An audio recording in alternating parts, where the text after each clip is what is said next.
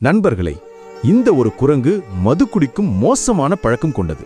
ஒரு நாள் சாலையோரத்தில் அதிகமாக மது குடித்துக் கொண்டிருந்தபோது திடீரென்று அதன் உடல்நிலை மிகவும் மோசமாகி விடுகிறது. மயக்கத்தில் அந்த குரங்கு சாலையிலே தரையில் விழுந்து விடுகிறது.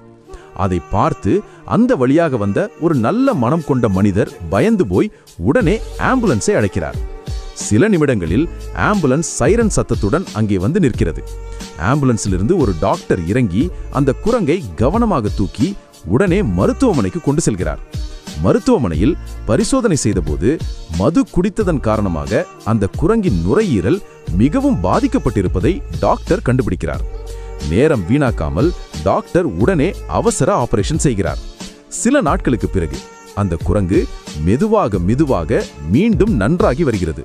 நண்பர்களே, இந்த உயிரை காப்பாற்றிய டாக்டர்களுக்காக ஒரு லைக் போட்டு இந்த வீடியோவை ஷேர் செய்ய மறக்க